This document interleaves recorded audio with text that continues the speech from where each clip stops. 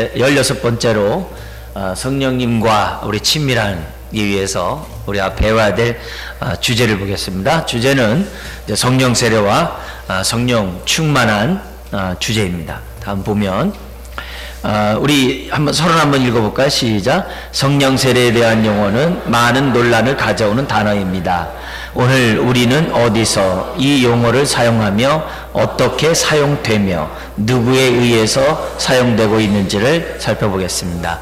성령 세례에 대한 많은 이론들이 있어요. 많은 생각들이 있고 가장 큰 이 대표적인 주장이 두 가지예요. 뭐냐면 예수 믿는 것이 성령 세례 받은 것이다, 이렇게 말하는 한 측이 있고, 또 하나는 뭐냐면 성령 세례는 예수 그리스도를 믿지만 우리 오늘 오전에 말씀에 들었던 것처럼 그리스도가 내 삶의 온전한 주인이 되는 그런 삶이 성령 세례다, 이렇게 두 가지로 나눠지게 됩니다. 근데 문제는 이 앞에서 얘기했던 예수 믿을 때가 성령 세례다라고 하는 사람은 성령이 바람이 임의로 불지만 잘 알지 못하잖아요. 단지 나무가지가 흔들리는 걸 보면서 우리가 바람이 분다는 걸 아는 것처럼 내가 언제 구원받은지 잘 모를 때가 많잖아요. 그런 것처럼 성령의 세례는 때로는 우리가 이해하지 못한 가운데 올 수 있다, 이렇게 얘기하는 반면에 후자로 주님이 내 안에 주님 되시고 주님의 인도를 받는 그런 경험은 내가 경험할 수 있다는 거죠. 알 수 있다는 거죠. 그래서 그런 의미에서 체험할 수 있다, 이렇게 두 종류로 주장들을 하고 있습니다만, 우선 이제 저나 여러분들은 성경에서 대체적으로 어떻게 얘기하는지를 먼저 우리들이 추상적인 것보다도 객관적인 성경 지식을 갖는 것이 필요하다고 봅니다. 이제 그런 가운데 한번 이제 성령 세례와 성령 충만을 보는데, 먼저 성령 세례에 대한 얘기를 잠깐 볼게요. 먼저 이 누구에 의해서 사용됐냐면 이 세례라는 이 용어가 세례 요한에 의해서 사용되었다는 거예요. 자, 우리 한번 누가복음 3장 10절 17절 세례 요한이 한 말을 한번 읽겠습니다. 요한이 모든 사람에게 대답하여 가로되 나는 물론 너희에게 세례를 주거니와 나보다 능력이 많으신 이가 오시나니 나는 그 신들매를 풀기도 감당치 못하겠노라.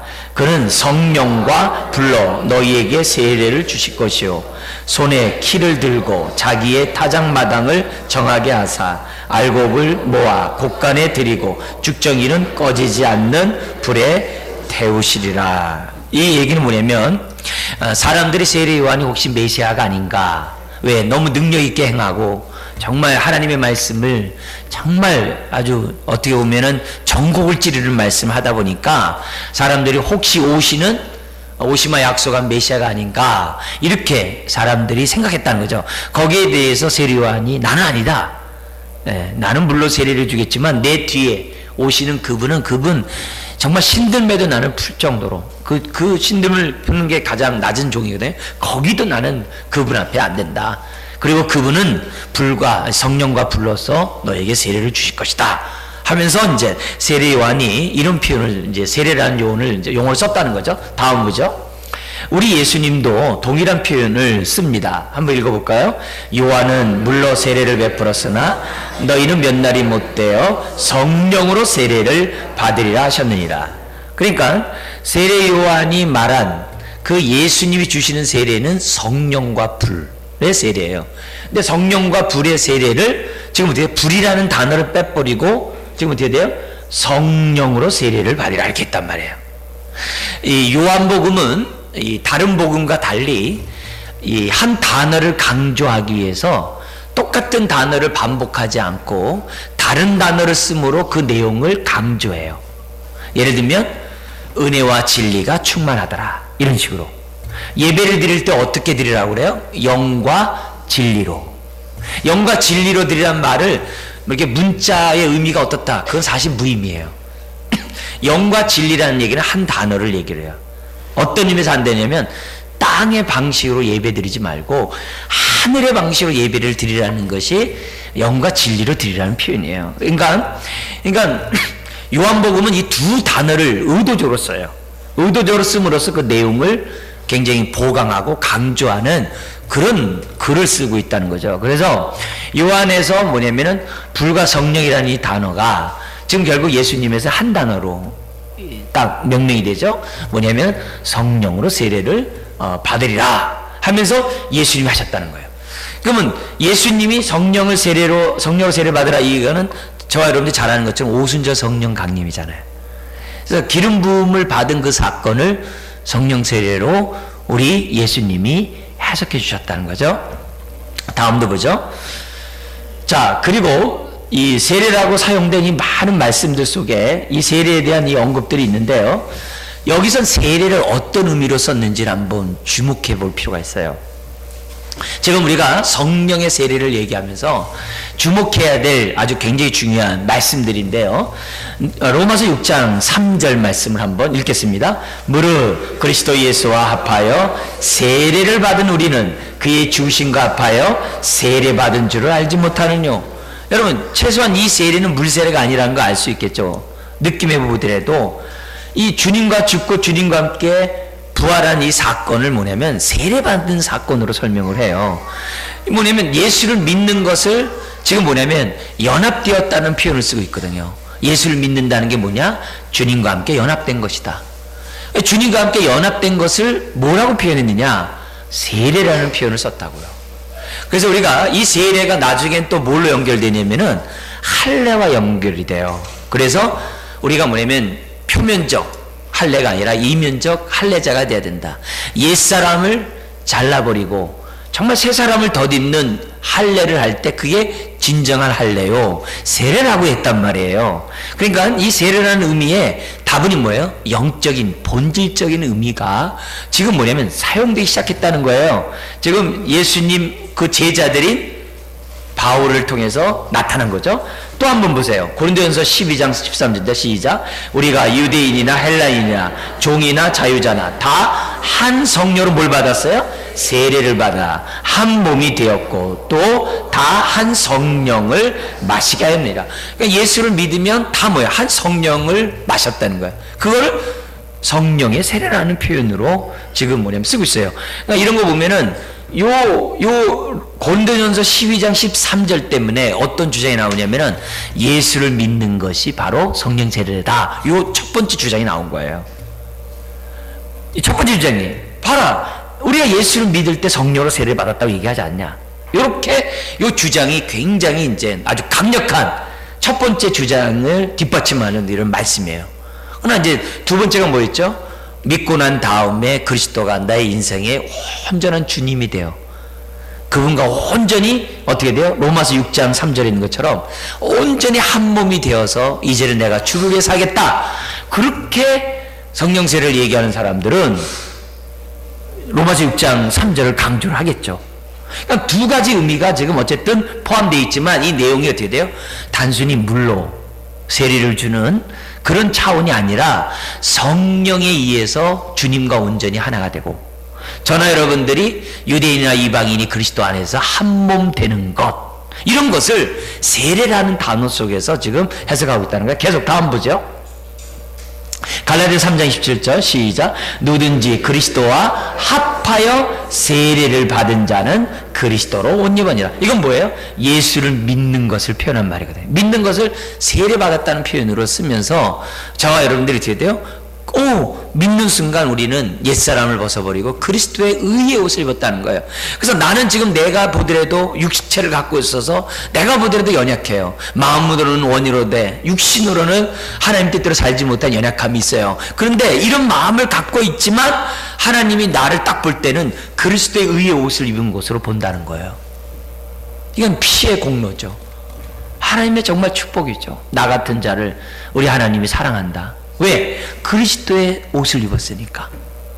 나를 사랑한다. 비록 내가 내 속은 좀 내가 만족하지 못한 모습이라 할지라도 그렇다는 거야. 근데 그때 그리스도와 합하여 세례를 받았다. 이렇게 표현을 썼다고. 자, 한번 보세요. 그런데 에베소 4장 5절 시작. 주도 하나요, 믿음도 하나요, 세례도 하나니이다.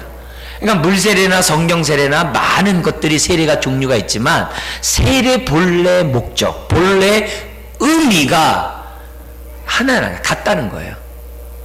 같다는 것을 보여줘요. 그래서 우리가 여기서 이제 이렇게 하면서 이제 결론이 이렇게 나와 있습니다. 한번 읽겠습니다. 위에 언급된 세례는 바로 성령에 의한 우리의 그리스도 안에로의 세례를 언급함. 결국 세례란 단어의 실제적인 적용은 성령님과 연결되어 있음을 알 수 있다 이거죠.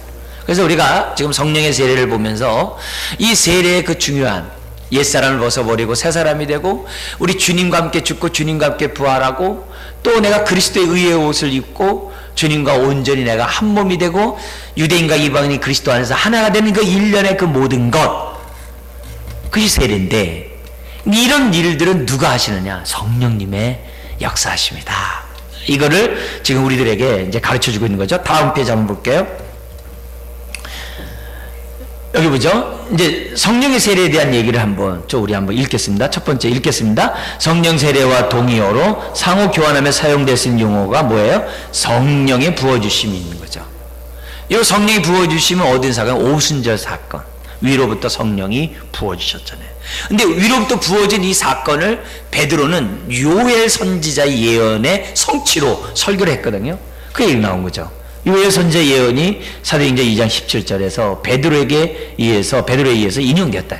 오순절 성령 강림은 요엘 선지자가 말세 남종과 여종에게 그냥 성령을 부어주시겠다고 하는 그 예언의 성취가 오순절 사건이다. 근데 오순절 사건에 대한 성령의 그 기름 부으심을 지금 어떻게 돼요? 예수님은 불의 세례라고 얘기했다고, 성령 세례라고 얘기했단 말이에요. 그래서 성령의 부으심과 성령의 세례를 지금 같이 사용하고 있는 하나의 본문이라는 거죠. 자, 그러면서 사도행전 8장 16절에 보면은 아직 한 사람에게도 성령님이 내리신 일이 없다는 말이 나와요. 여기 보면 사도행전 8장 자체가 벌써 교회가 세워지고 있는 상황이거든요. 그리고 이 바울은 이 사도행전에 보면은 에베소 교회인들에게 뭐라고 그러냐면 이렇게 얘기해요. 너희가 믿을 때 성령을 받았느냐 이런 얘기를 해요. 그러니까 아니다, 우리는 요한의 물세례밖에 모릅니다 이렇게 얘기 나오잖아요. 그랬을 때 이 바울이 기도하자 하늘에서 성령의 기름 부음이 임하는 거예요. 그러자 그들이 어떻게 돼요? 다 방언을 말하고 하나님의 은혜를 체험했다는 장면이 나옵니다. 다음 페이지도 한번 보세요. 이 보면은 이 사도행전 11장이지만 10장과 연관해서 베드로가 고넬료, 이 뭐냐면 로마 중대장이에요. 백부장이에요. 그 고넬료의 그 집안에 복음을 이제 전하러 갑니다. 처음엔 안 가려고 그러죠. 나는 이방인과 상종하고 싶지 않은 사람입니다. 근데 우리 하나님께서 뭐라 하면은 내가 깨끗하게 한 이방인을 왜 더럽다 하느냐? 가라. 그래서 가자마자 이제 이 고넬료 집안에서 베드로를 영접하고 있는 거죠. 근데 베드로가 설교를 다 끝나지도 않았어요. 설교를 하고 있는 중간에 우리 하나님께서 성령의 기름 부음을 확 주신 거예요. 베드로가 설교가 아직 안 끝났어요. 설교 안 끝났는데 그냥 확 주신 거예요. 주시니까 뭐냐면 그 현상을 딱 보고 베드로가 성령의 기름 부음이 이방 것에 대해서 깜짝 놀라는 거예요. 그러자 베드로가 뭐냐면 내가 어찌 성령의 세례를 받은 너희들에게 물 세례를 주지 않을 수 있겠느냐 하면서 물 세례를 줘요. 그리고 나서 이 예루살렘 교회에 와가지고서 그 유대인들 있죠. 유대 그리스도인들에게 보고를 하는 장면이 이거예요. 내가 말을 시작할 때 성령이 저희에게 임하시기를 처음 우리에게 오순절 이 마가다락방에 내렸던 우리에게 하신 것 같이 하는지라. 그래서 내가 이방인에게 내가 물세례를 내가 베풀고 왔다. 그러면서 자신의 이런 행동이 다 뭐예요? 말세 요엘 선지자나 이사야 선지자나 에스겔 선지자나 에레미야 선지자가 예언했던 유대인과 이방인이 그리스도 안에서 한 하나님의 가족이 되는 그 예언이 바로 어떻게 돼요? 성취된 것을 성령님의 역사를 통해서 자기가 봤다 이런 얘기를 해요. 그래서 이 얘기가 이제 결국 물 세례를 줄 수밖에 없는 이유가 성령의 세례가 성령의 기름 부음이 임했다라고 말씀하고 있는 거죠. 다음 보죠. 자, 그래서 그러면 성령 세례가 뭐냐? 단순히 중생이라고 말하는 사람도 있어. 아까 첫 번째 주장이에요. 제일 먼저 첫 번째 주장이죠. 그래서 주와 연합할 때 되는 거라고 말한다는 거죠. 왜냐? 한 성령으로 세례를 받았다라고 아까 우리 고린도전서 교회에 한 말이 있잖아요. 그것 때문이라는 거예요. 근데 반면에 제자들의 시간적 상황으로 볼 때 중생과 다른 그 무엇이라는 거예요. 두 번째 해석이라는 거죠. 왜냐면 우리 뭐 사마리아 성에서도 빌립을 통해 예수를 만났는데 아직 성령이 내리지 않았거든요. 그래서 베드로가 가지고 이 사마리아 성에 성령의 기름 부음이 임하도록 하거든요. 에베소 교회에게도 성령이 임하지 않았거든요. 물세례밖에 모른다. 기도하니까 성령의 기름 부음이 임했거든요. 그래서 시간적인 상황을 볼 때 중생과 다른 무엇이 있다라고 주장하는 거예요. 왜냐? 제자들이 성령을 받았을 때에는 이미 그들이 중생한 자들이기 때문이라는 거죠. 그래서 뭐 빌립의 사마리아 전도나 베드로의 그러한 내용을 볼 때 그렇다는 거예요. 그래서 이 두 가지 모습이 있는데 다음 보세요. 결국 우리는 세례라는 단어를 쓴 세례 요한이나 주님의 말씀을 다시 좀 살펴봐야 돼요. 자, 그러면 뭐냐면 베드로는 오순절 마가다라방에 이것을 아버지의 약속이라고 베드로는 얘기했어요. 약속하신 아버지의 그 성령의 기름 부음이 임했다라고 얘기했어요. 자, 그리고 하나님이 오른손으로 예수를 높이심에 그가 약속하신 성령을 이렇게 돼 있어요. 예수님이, 하늘에 오르신 예수님이 약속하신 성령을 아버지께 받아서 너희 보고 듣는 이것을 우리에게 부어주셨다라고. 즉 성령의 기름 부음을 약속의 성취의 측면에서 봤다는 거예요. 하나님의 약속을 성취하는 것으로 봤다는 거예요. 자, 그래서 계속 다음 보죠. 이 다음 보면 이렇게 됐어요.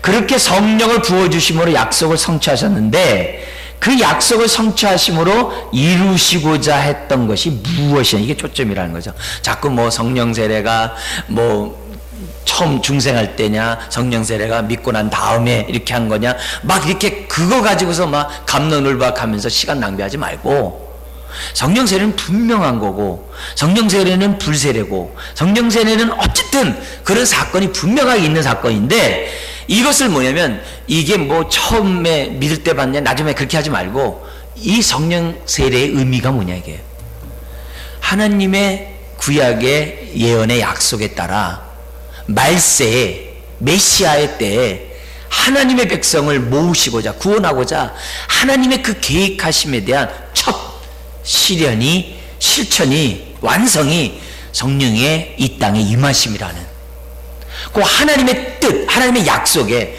초점을 좀 맞추고 성령 세례를 보라고 지금 얘기하는 거죠.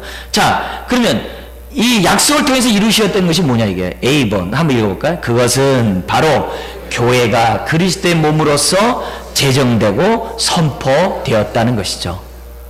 그래서 성령의 기름 부음이 생김으로 무슨 일이 발생해야 돼? 교회가 생겨나기 시작한 거예요. 교회가 본격적으로 이루어지는. 그래서 성령 세례 받았느니 하면서 교회에 대해서 관심이 없고, 성령 세례 받았느니 하면서 교회에 대한 눈이 열리지 않으면 받았다라고 말하기 어려운 거죠. 심지어는 막 진짜라고, 진짜 받았을까? 이렇게 생각이 든다는 거죠. 왜냐? 성령 세례를 받은 사람의 특징을 보면 어떻게 돼요? 교회에 대한 아버지의 마음을 다 이렇게 전수받게 돼요.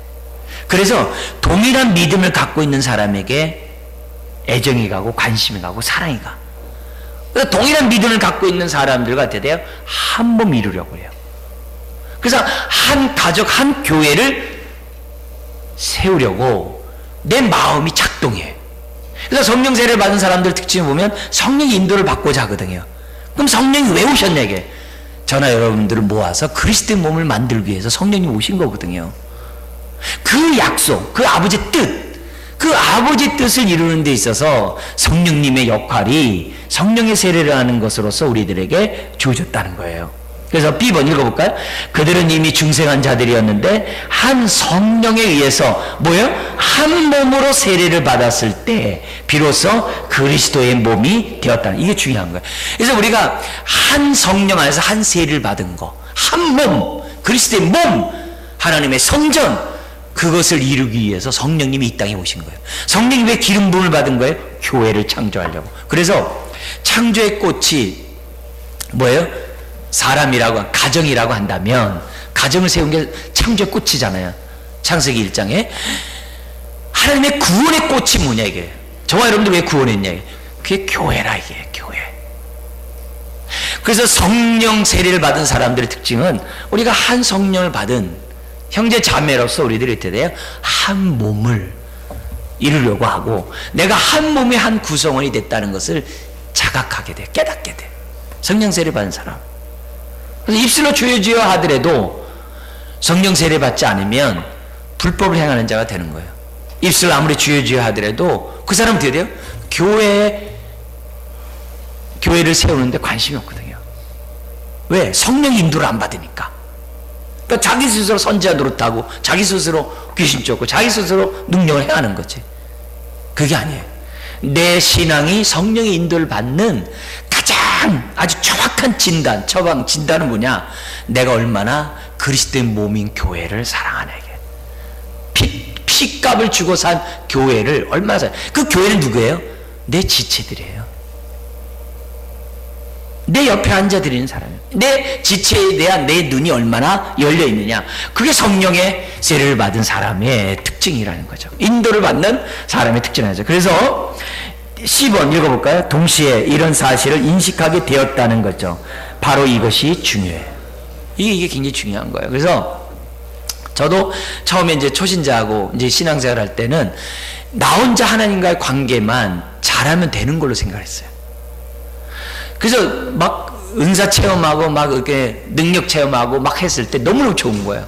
왜? 하나님과 나와의 이런 관계 속에서 쓰임받고 막 이게 너무너무 좋은 거예요. 근데 아무리 받았어도 지체에 대한 주님의 마음을 갖지 않으면 이게 꽝이라 이게. 꽝이란 말이에요. 그런 신앙은 오히려 어떻게 돼요? 건강하지가 못해요. 오래 가지가 못해요.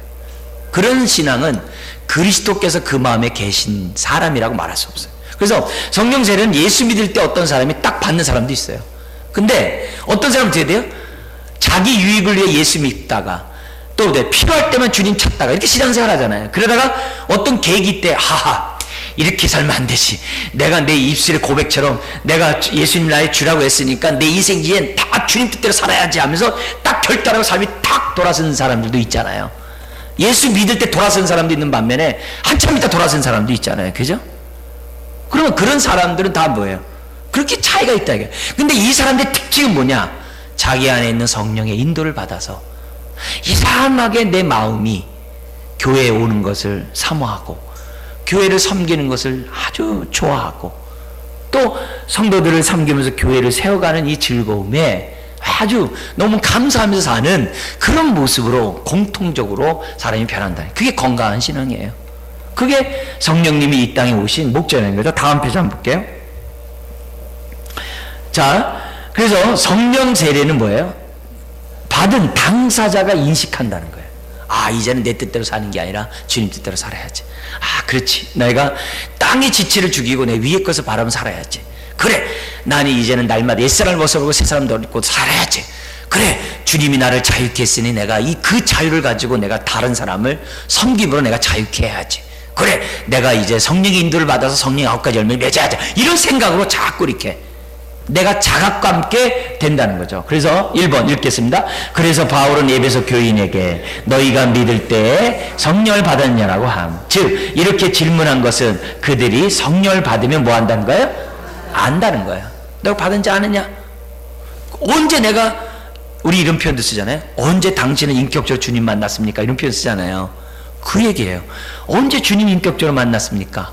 그 말을 다른 말로 하면은 언제부터 당신의 인생을 주님 뜻대로 살고자 드렸습니까? 이 얘기거든요.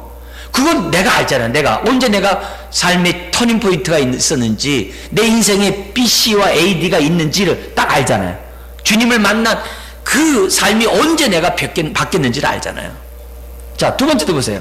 이것은 갈라디아 교인들에게 말한 곳에서 알 수 있는데요. 갈라디아 3장 2절 바울이 갈라디아 교인들에게 한 말인데요. 읽어볼게요. 내가 너희에게 다만 이것을 알려 하노니 너희가 성령을 받은 것은 율법의 행위로냐 듣고 믿음으로냐. 우리 다음 페이지 보세요.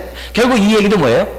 이 갈라디아 교인도 자기 신들이 성령을 받은 것을 알았다 이게. 그러니까 너희가 성령 받은 것이 율법의 행위로냐 믿음으로냐. 너희가 성령만 안다는 거예요. 그래서 성령 세례, 성령의 기름 부음 받은 사람은 자기가 알아요.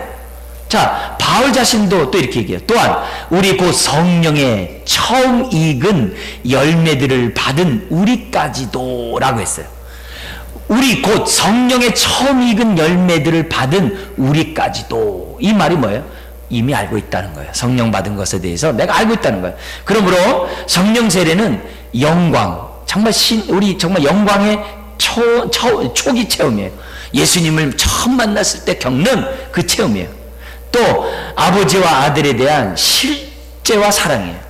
그분이 나의 아버지고 그분의 십자가가 바로 나를 위한 피 흘림이었구나. 이런 것들을 내가 자각한 1년에 이 모든 게 다 뭐예요? 성령님이 나와 함께 한다는 거죠. 그래서 바로 여기서 처음 그 체험이 성령 세례라는 거예요. 자, 그 밑에 한번 읽겠습니다. 영생은 하나님과 예수 그리스도를 아는 것, 이것은 성령 없이는 결코 알 수 없습니다. 주를 알기에 기쁘고 누리게 되는 거라 이거죠. 자, 그게 영생이에요. 영생은 아버지와 그 보내신 자 예수 그리스도를 아는 게 영생이란단 말이에요. 다음 페이지 볼게요. 자, 그러면 성령 충만이 뭐냐 이게요. 성령 충만은 성령 세례를 완성하는 게 성령 충만이에요. 그래서 성령 세례와 함께 어떤 사람이 그 자리에서 성령 충만 받아버린 사람들도 있어요. 세례와 함께 막 충만을 받아요. 제 경우 같은 경우는 좀 지금 제가 말씀드렸던 그런 상황이에요. 고등학교 2학년 때, 물론 이제 전 모태신앙이고 어렸을 때 그 영아부 유치부 때 이제 교회를 가끔 갔대요. 그래서 제가 지난번에 말씀드렸잖아요. 우리 어머니가 제가 이제 한 4살쯤 됐는데 교회 갔다 와서 갑자기 하는 말이, 엄마는 저를 버려도 하나님 아버지는 저를 안 버려요. 그러고 들어오더래요, 제가. 그래서 우리 어머니 그때 충격을 받으셔가지고, 아니 얘가 어디서 이러냐. 근데 그 다음부터 교회를 안 다녔거든요. 왜? 뭐 집안 전체가 안 하니까. 그러다 고등학교 때 세 자녀의 그 혼자 된, 우리 30대 초반에 세 자녀, 남자만 세 자녀 놓고 혼자 된 분이 옆집 살았어요. 옛날에는 문만 열면 옆집이고 막 그랬던 시절이 있지 않아요? 그럼 바로 옆집에 살았어요. 그분이 저를 이제 기도하다가 데려갔어요. 근데 들어갔는데 수요일날 데려가서 수요일날. 그래서 저는 수요일이 교회 다닌 줄 알고 수요일만 몇 번 열심히 다녔네요. 근데 저랑 또래 있는 애가 와가지고 그러면, 실례지만 혹시 학생이냐고. 그래서 저 학생이라고 그랬더니, 근데 왜 여기 나오냐고. 주일날 나오고 학생 예배 나오지. 그래서 이제 처음 알았어요. 그게 한 달 만에 알았어요. 그래, 근데 가자마자 수련회가 있었어요. 근데 가자마자 수련회했는데, 그 수련회 하기 전에 준비들을 하잖아요, 교회에서요. 근데 준비를 하는데 제 친구가 교회들에 있어가지고, 야, 주일날 아침에 한양대학교 그 21층에서부터 매층 내려오면서 찬양하는 게 있단다. 야, 우리 고등학교 우리 애들이 하니까 너도 같이 가자. 그럼 친구들이라고 그러니까 간 거죠. 그래서 21층, 20층, 19층 하면서 똑같은 찬송 1절만 부르는 거예요. 그 복도에 따서서. 그러니까 한 10번 부르면 다 외우잖아요. 왜? 1절만 부르는데 10번 부르잖아요. 근데 한양대학교가 언덕이잖아요. 내려오잖아요. 이렇게 쭉 내려오잖아요. 내려오는데 제가 이제 막 흥얼흥얼 하면서 내려오는 거예요. 왜? 똑같은 찬송. 그 10번도 더 불렀는데. 흥얼흥얼 하면서 내려오는데 갑자기 그냥 길에서 이 방언이, 찬송하다 방언이 터지고, 갑자기 뜨거워지고, 갑자기 제가 휙 이렇게 은혜 가운데 딱 들어간 거예요. 그러니까 옆에 갔던 친구들이 깜짝 놀라는 거죠. 야, 너 교회 이제 나왔는데 지금 너 뭐 하는 거냐? 왜? 걔네들은 다 그런 체험했던 친구들이었거든요. 그러니까 깜짝 놀라는 거예요. 그래서 제가 나중에 지나고 보니까, 동시적으로도 하나님이 성령 세례나 성령 충만이 올 수도 있구나, 이런 것을 보게 됐어요. 그런 일들이 많이 있는데, 여기 보면 사도행전 2장 4절 한번 볼게요. 시작. 저희가 다 성령의 충만함을 받고 성령이 말하게 하심을 따라 다른 방언으로 말하기를 시작하냐. 그러니까 성령이 아까 세례라고 그랬잖아요. 그게 성령의 기름 부음이라고 했잖아요. 기름 부음과 함께 지금 뭐가 온 거예요? 성령의 충만함이 온 거예요. 한 번에 그냥 확 부어지는 거죠. 그러니까 신앙생활 할 때 어설프게 믿는 것보다도 성령이 진짜 강권적으로 확 부어주셔가지고 믿으면 얼마나 좋겠어요.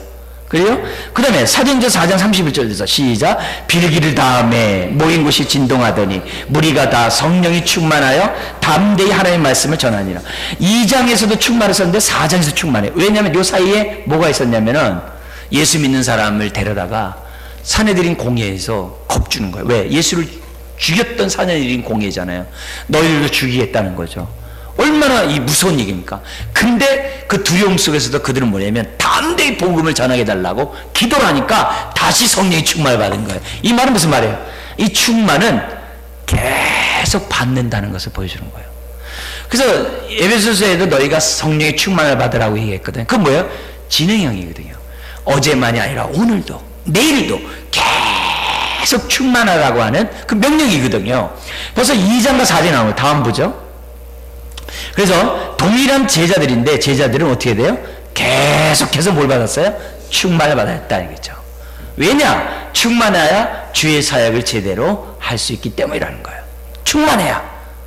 이 충만은 뭐냐면 성령님께 완전히 사로잡혀서 인도를 받는 걸 말하거든요. 인간적이고 세상적인 생각이 1%도 안 들어가는 아주 충만한 그런 상태를 의미하는 거거든요. 그게 충만함이에요. 그래서 이 에베소서 5장 18절에 술 취하지 말라 이런 방탕한 것이 오직 성령의 충만함을 받아라.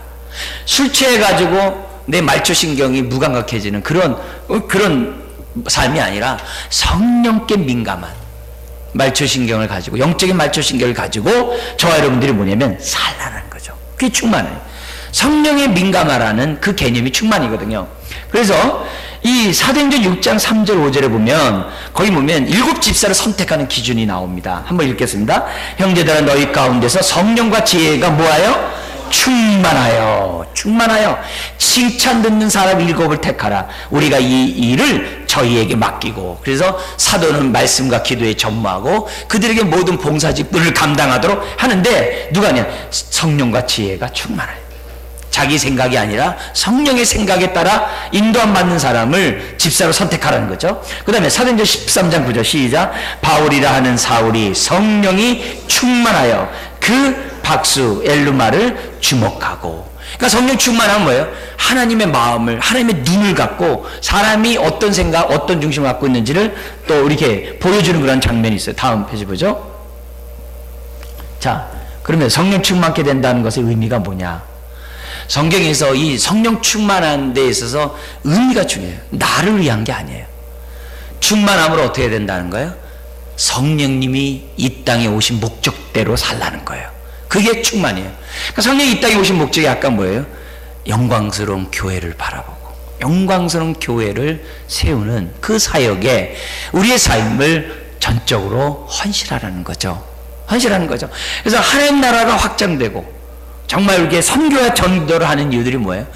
아름다운 교회 공동체를 건강하게 세우기 위한 하나님의 뭐예요? 사건이죠. 단순히 전도가 목적이 아니라 전도함으로 한 몸, 전도함으로 한 가족, 전도함으로 한 그리스도의 몸을 세우려고 하는 것이 전도의 동기고 목적인 거죠. 그래서 이런 일들을 감당하는 데 있어서 어떻게 해야 돼요? 성령의 충만함이 반드시 필요하다는 거죠. 특별히 가장 이제 성경의 핵심적인 얘기만 좀 볼게요. 1번 첫 번째 이렇게 씁니다. 이것은 섬김과 증거를 위한 권위와 권세 그리고 능력을 주는 것을 발생시키는 어떤 것이라는 거죠. 그래서 성령 충만하면 그에게 뭐예요? 권위와 권세와 능력이 나타나요. 그를 통해서 예수의 이름으로 더러운 귀신들이 쫓겨나가고 그의 말에 권세가 있게 하고 그런 일들이 생겨나는 거죠. 그래서 우리가 성령 충만은 섬김을 위해서는 반드시 필요해요. 예수님조차도 성령 충만하셔야 했다면 더 말할 것 없죠. 말할 것 없죠. 그래서 우리는 어떻게 돼요? 성령 충만을 받을 때까지 기다리셨고 받으시고 예수님은 어떻게 돼요? 사역을 시작하기 시작했거든요. 그냥 예수님이 하지 않았어요. 성령의 충만함을 받을 때까지 40일 금식 기도하면서 기다렸고 성령의 충만한 은혜를 받는 그런 가운데서 예수님은 뭐냐면 사역을 하기 시작했다는 거죠. 그래서 충만은 우리가 증거사역, 우리가 신앙생활하고 하나님 뜻대로 사는 데 있어서 생명과 같은 필수 요건이 아니죠. 자, 고린도전서 2장 4절 읽겠습니다. 다만 성령의 나타남과 능력으로 바울은 설교했다라고 하는 거예요. 뭐든지 이제는 성령에 이끌려 하는 거예요. 온전히 이끌린 것이 성령 충만이에요. 온전히 다스림, 인도를 받는 것이 충만이라는 것을 우리들에게 이제 가르쳐줘요. 다음 페이지 한번 봐요. 그러므로 우리는 충만을 위해 기도해야 돼요.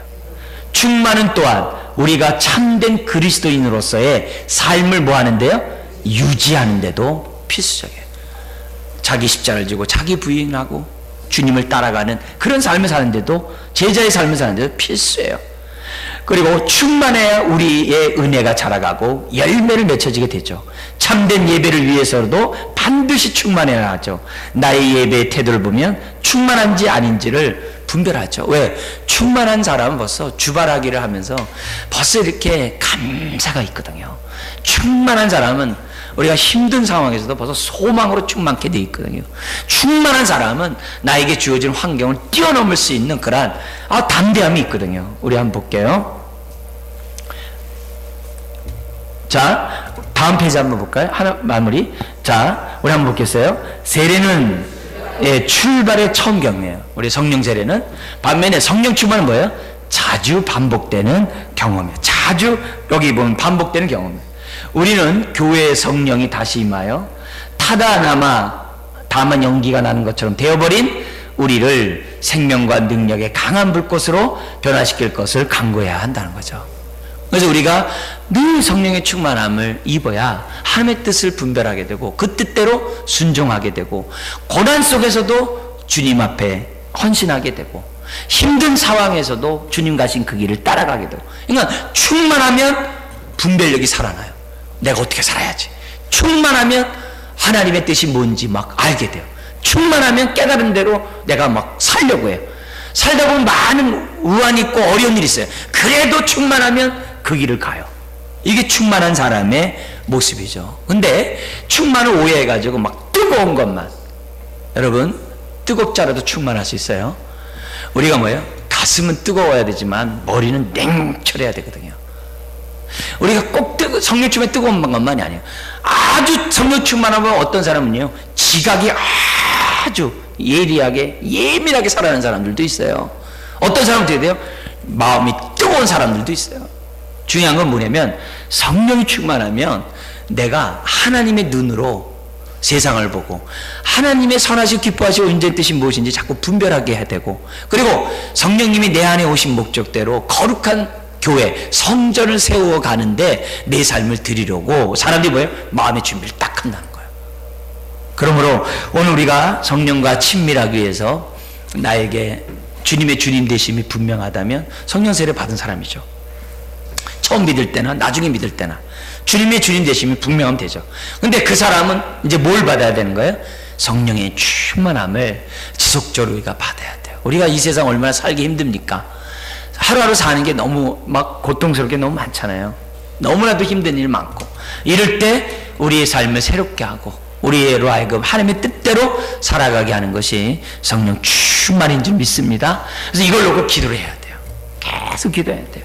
우리 내일서부터 우리들 특별 새벽 집회 기도하고, 또 우리 추수감사절날 우리 산상 기도회 또 기도하고, 그뿐만 아니라 수시로 성령 충만하도록 저나 여러분들이 기도해야 될 줄 믿습니다. 그럴 때 소망 없는 이 세상에 소망 갖게 되고, 인내할 수 없는 세상에서 인내하게 되고, 헌신할 수 없는 세상에서 자원하게 되고, 모든 부분에서 하나님이 원하는 삶을 살 줄 믿습니다. 기도하겠습니다. 하나님 아버지, 우리가 나의 힘으로 살지 않게 해주시고 성령에 이끌려 살게 해 주옵소서. 내 능력으로 봉사하지 않게 하시고 성령의 능력으로 봉사하게 하여 주옵소서. 나의 지혜로 하나님 섬기지 않게 하시고 성령의 지혜로 우리가 하나님 섬기게 하여 주옵소서. 내 뜻보다 하나님의 뜻대로 살아가는 자 되게 하여 주옵소서.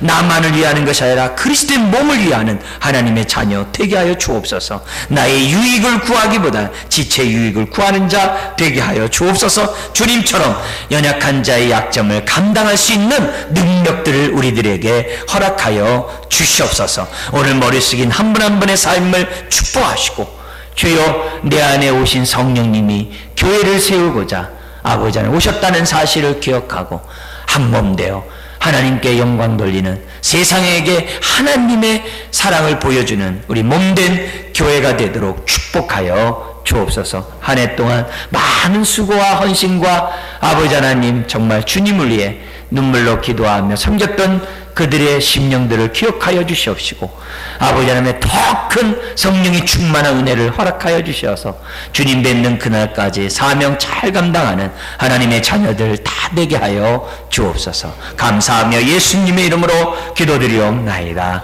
아멘. 우리 말씀 생각하면서 1, 2분 우리 성령의 충만함을 위해서 한번 다 같이 기도하겠습니다. 하나님 아버지 감사함을 드립니다. 우리가 나의 나됨을 내려놓고